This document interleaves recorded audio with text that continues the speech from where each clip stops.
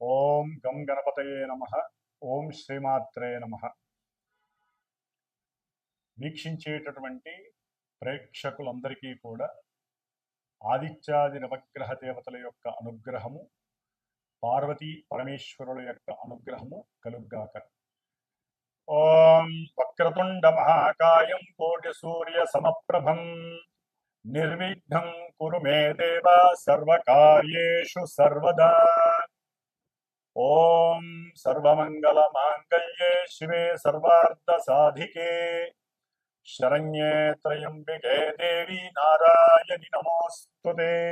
శ్రీ లక్ష్మీ గణపతయే నమః. ఇప్పుడు మనకి సెప్టెంబర్ 1 నుండి సెప్టెంబర్ 30 వరకు ఈ మాస ఫలితాలు. ముఖ్యంగా ఈ సెప్టెంబర్ మాసంలో మనకి అంతకుముందే గణపతి నవరాత్రులు ప్రారంభమైనాయి. ఈ సెప్టెంబర్ 6వ తేదీన మరి స్వామివారి యొక్క నిమజ్జన కార్యక్రమాలు పూర్తవుతున్నాయి. 7వ తేదీన మనకి రాహుగ్రస్త సంపూర్ణ చంద్రగ్రహణము రాత్రిపూట ఒక 3:30 గంటలు సంభవిస్తోంది.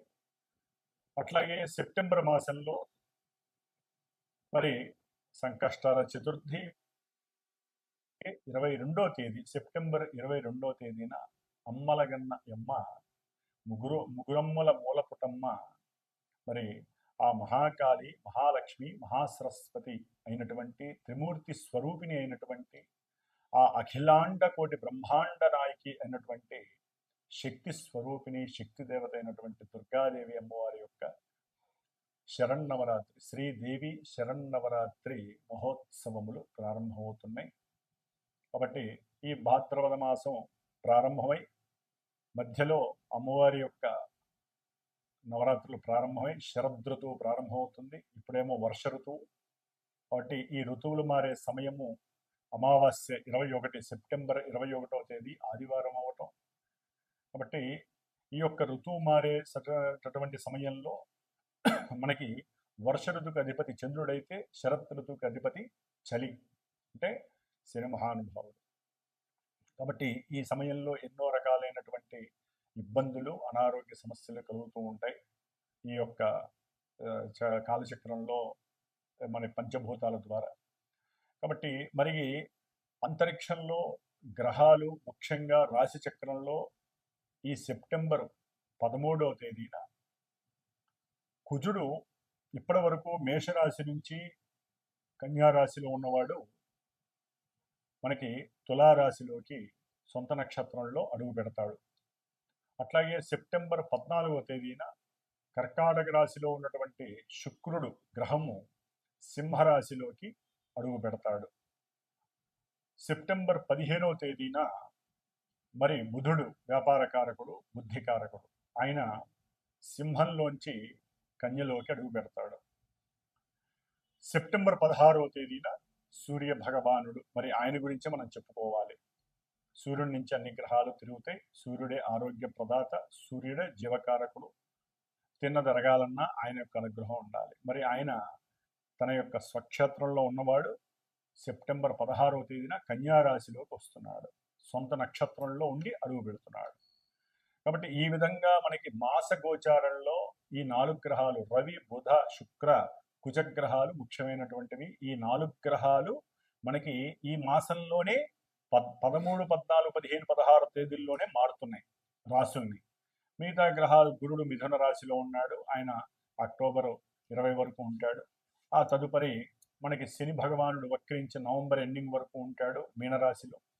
రాహువు చూస్తే కుంభరాశిలోనే ఉన్నాడు, కేతువు చూస్తే సింహరాశిలో ఉన్నాడు. కాబట్టి ఈ విధంగా కాలచక్రంలో మనకి గోచార చక్రం ఈ విధంగా కనపడుతోంది మనకి. మరి ఈ యొక్క సెప్టెంబర్ 22వ తేదీన దుర్గాదేవి శరన్నవరాత్రి ఉత్సవాలు ప్రారంభమై అక్టోబర్ 2వ తేదీన దాదాపుగా 10 రాత్రులు, దశరాత్రులు అమ్మవారికి నవరాత్రులు కాస్త 10 రోజులు గడుస్తున్నాయి. 11వ రోజు కూడా జరుగుతోంది. కాబట్టి 11 రోజులు అమ్మవారు మనకి దివ్య భిక్షని అందజేస్తోంది. అమ్మవారిని స్తుతించటానికి, అమ్మవారి అలంకరణలు చూడటానికి, అమ్మవారి యొక్క నామస్మరణలు మన నోటితో ఉచ్చరించటానికి యజ్ఞ యాగాదులు, పూజలు, పునస్కారాలు, ప్రసాద నివేదనలు ఇట్లా అమ్మవారికి సమర్పించేటటువంటి అన్నీ కూడా మళ్ళీ మనకి అమ్మవారు మనకి ఇచ్చేటటువంటి యోగ్యకరమైనటువంటి కాలాలు ఈ సెప్టెంబర్ మాసంలో మనకి 11 రోజులు అక్టోబర్ 2 వరకు నడుస్తుంది. కాబట్టి ఆ అమ్మవారి యొక్క దివ్య మంగళ స్వరూపము, ఆవిడ యొక్క దివ్య అనుగ్రహము ప్రపంచానికి, అట్లాగే భూలోకం మొత్తానికి, అంతరిక్షంలో ఉన్న గ్రహాలన్నిటికీ ఆవిడ యొక్క శక్తి ప్రసాదింపబడి మనందరి చేత పూజలు అందుకున్నటువంటి అమ్మవారు మళ్ళీ మనకి జ్ఞానభిక్షని, మోక్షభిక్షని, ఇక్కడ భూమి మీద మనం బతకడానికి కావలసినటువంటి అన్ని రకాలైనటువంటి భిక్షలని అందచేయాలని కోరుకుంటూ, అందరినీ ఆశీర్వదిస్తూ, ఈ సెప్టెంబర్ మాసంలో ఏ రాశుల వారికి ఏ విధమైనటువంటి ఫలితాలు గోచరిస్తున్నాయి, మేషరాశి నుంచి మీనరాశి వరకు ఏ ఫలితాలు వీరికి లభిస్తున్నాయి అనేటటువంటి విషయాన్ని మనం ఇప్పుడు తెలియచేద్దాము. వృషభ రాశి వారికి సెప్టెంబర్ 1 నుంచి 30వ తేదీ వరకు మరి ద్వితీయంలో ఉన్నటువంటి గురుడు, లాభంలో ఉన్నటువంటి వక్రత్వపు శని, దశమంలో ఉన్నటువంటి రాహువు చాలా మంచి యోగాన్ని, ధనపరంగా కుటుంబంలో సౌఖ్యత, కుటుంబంలో చక్కగా మృష్టాన్న భోజన ప్రాప్తి, వ్యాపారంలో వృద్ధి, అనుకున్న కార్యాలయంలో ఆసక్తి పెరగటము, అభీష్టము నెరవేరటం, ఉద్యోగాదుల్లో కాస్త ఎదుగుదల కనిపించడం జరుగుతుంది. అట్లాగే వృషభ రాశి వారికి ఈ సెప్టెంబర్ 15 వరకు కూడా గ్రహస్థితిగతుల్లో ముఖ్యంగా 4 గ్రహాలు రవి చతుర్థంలో ఉండటం, కేతువుతో కలిసి ఉండటం వలన కొంత విద్యా విఘ్నాలు కలగటము, ఆరోగ్యపరంగా కొంత లోపము, గృహంలో సరైనటువంటి సర్దుబాట్లు, సరైనటువంటి సమన్వయం లేకపోవడం వలన, తండ్రి యొక్క ఆరోగ్య విషయంలో కొన్ని ఇబ్బందులు రావటం వలన, గృహంలో సమస్యల వలన వీరి యొక్క విద్య విఘ్నంగా మారటం, ఆటంకాలు కలగటం జరుగుతుంది. అట్లాగే ఏదైనా ముఖ్యంగా పంచమంలో ఉన్నటువంటి కుజుడు వలన వృషభ రాశి వారికి గృహ సంబంధితమైనటువంటి విషయంలో కానీ, సంఘంలో కానీ, చేసే వ్యాపారంలో కానీ అనుకున్న షేర్స్ రాకపోవటం, కాస్త నష్టాన్ని కలుగజేయటం వలన, అట్లాగే సంతానపరమైనటువంటి సమస్యలు కలగటం, ఇలాంటి ఇబ్బందులుగా కలిగే అవకాశాలు ఎక్కువగా ఉన్నాయి. వివాహ విషయంలో ఎవరైతే ఇష్టపడతారో, వధూవరులుగా అంటే అమ్మాయి అబ్బాయి ఎవరైతే స్త్రీ పురుషులు ఇష్టపడతారో వారికి సెప్టెంబర్ 15 తర్వాత కాస్త అనుకూలమైనటువంటి పరిస్థితి కుజగ్రహం 6లోకి వచ్చిన తర్వాత కలుగుతుంది. అట్లాగే సంఘంలో కూడా వీరు ఏదైతే పెట్టుబడి పెడతారో వ్యాపార నిమిత్తమో, అంతర్గతంగా తెలియకుండా ఏదైతే పెట్టుబడి పెడతారో వాటి యందు కూడా సరైనటువంటి నిమగ్నత ప్రదర్శించటం, క్రయ విక్రయాదులు చేయటము, చేసేటటువంటి వృత్తిలో కూడా కాస్త కీర్తి, లేకపోతే దూర ప్రాంతాలకు వెళ్ళేటటువంటి అవకాశము, వ్యాపార రీత్యా విదేశాలకు వెళ్ళే అవకాశం కూడా ఈ కుజగ్రహం కలుగు చేస్తోంది. అట్లాగే ముఖ్యంగా వృషభ రాశి వారికి ఈ 15వ తేదీ వరకు కూడా రవి, కుజ, కేతువు, అట్లాగే మనకి కాస్త ఇబ్బందికరమైనటువంటి పరిస్థితుల్ని తెలియజేస్తున్నాయి. 3లో ఉన్నటువంటి శుక్రగ్రహము వలన వీరికి ఏదైనా అనారోగ్య లోపము భార్యాభర్తల్లో కలిగితే, గృహపరంగా ఏదైనా సహాయ సహకారాలు లభించటము, భార్య తరపు బంధువుల వలన కొంత మీకు అనుకూలమైనటువంటి పరిస్థితులు కలగటము, లేకపోతే ధైర్య సాహసాలతో కూడినటువంటి వృత్తి వ్యాపారాదులు ఎందు ఇష్టత కలగటము, లేకపోతే వాటర్ బిజినెస్ కానీ, పాలు, పంచదార, పెరుగు ఇలాంటి అంటే గోమాతకి సంబంధించి, లేకపోతే ఈ పాలకి మిల్కీ ప్రోడక్ట్స్కి సంబంధించినటువంటి వ్యాపారం చేసేవాళ్ళు, వస్త్ర వ్యాపారాలు చేసేటటువంటి వాళ్ళు, లేకపోతే పెట్రోల్ బంక్స్ లేకపోతే డీజిల్స్ అమ్ముకునేటటువంటి వాళ్ళు, వీళ్ళందరికీ కూడా కొంత అనుకూలమైనటువంటి పరిస్థితులు కనిపిస్తున్నాయి. ముఖ్యంగా వృషభ రాశి వారికి చతుర్థంలో సెప్టెంబర్ 15 తర్వాత శుక్రుడు కేతువుతో కలవటం వలన కాస్త భార్యాభర్తల మధ్య కాస్త అననుకూలమైనటువంటి పరిస్థితులు కనిపిస్తున్నాయి. రవి 5వ స్థానంలోకి మారటం వలన ఏదైనా గవర్నమెంట్ జాబ్స్ వాళ్ళకి కొన్ని ఇబ్బందికరమైనటువంటి పరిస్థితులు కలిగే అవకాశం ఉంటుంది. ఎవరైనా సరే ఉద్యోగాలకు ప్రయత్నం చేస్తే, లేకపోతే ఉద్యోగంలో ఉన్న వాళ్ళకి ప్రయత్న లోపం వలన కావచ్చు, లేకపోతే వాళ్ళ గృహ పరిస్థితుల వలన కావచ్చు, తండ్రి యొక్క అనారోగ్యం పరిస్థితుల వలన కావచ్చు, ఉన్న ఉద్యోగం పోయే అవకాశం కూడా ఈ వృషభ రాశి వారికి కలగడానికి అవకాశాలు ఉన్నాయి. ముఖ్యంగా బుధుడు 5వ స్థానంలోకి సెప్టెంబర్ 15 తర్వాత వచ్చినప్పుడు ఈ రవి బుధులు కన్యా రాశిలో కలవటం ఒక రకంగా బుధాదిత్య యోగంగా మనం మాట్లాడుకోవాలి. అయితే షేర్స్ కానీ, అంటే ఏదైనా వృత్తిలో వీళ్ళు government holder state stake holders అని ఉంటారు కదా. అంటే ఏదైనా షేర్స్ కానీ వాటిల్లో కనుక పెట్టుంటే వాటిల్లో కొంతవరకు కాస్త కష్టమైన క్లిష్ట పరిస్థితుల్లో లాభం కలిగే అవకాశం ఉంటుంది. రవి బుధుడు ఒక రకంగా అక్కడ ఉండటం అనేటటువంటిది వ్యాపారంలో కాస్త స్థితిగతులు, ధనం ఆదాయం పెరగడానికి కావలసినటువంటి సృజనాత్మక శక్తి, వాక్ పరిశీలన, మాట్లాడేటప్పుడు ఎలా మాట్లాడాలి, అవతల వ్యక్తుల యొక్క నాలెడ్జ్ ఏంటి, వాళ్ళ యొక్క వ్యక్తిత్వ విశేషాలు ఏంటి, ఇలాంటి విషయాలందు వీరికి బుద్ధి పరిపక్వత చెంది ఉంటుంది. అట్లాగే సెప్టెంబర్ 15 తర్వాత కుజగ్రహం ఇప్పటి వరకు వీరికి సంతానపరమైన సమస్యలు ఇచ్చిన తర్వాత అనుకూలమైనటువంటి పరిస్థితులను ఇస్తుంది. కాబట్టి వీరికి ముఖ్యంగా వీరు ఈ సెప్టెంబరు 15 తర్వాత సూర్యుడికి సంబంధించిన ఆదిత్య హృదయం చదవండి, లక్ష్మీనారాయణ స్తోత్రాన్ని చదవండి. అనుకున్న పనుల యందు ఆటంకాలు లేకుండా, ఎటువంటి అనారోగ్య సమస్యలు లేకుండా, జీర్ణాశయ బాధలు లేకుండా, బుద్ధి సంబంధించినటువంటి పోకడలు లేకుండా, అంటే బుద్ధి మందత్వం లేకుండా, గొడవలు లేకుండా ఉండటానికి ఇది ఒక అవకాశంగా భావించి లక్ష్మీనారాయణ స్తోత్రం చదవండి. అంతా శుభంగా ఉండేటటువంటి అవకాశం ఉంటుంది. ఓం గం గణపతయే నమః. వీక్షించేటటువంటి ప్రేక్షకులందరికీ కూడా ఒక చిన్న గమనిక.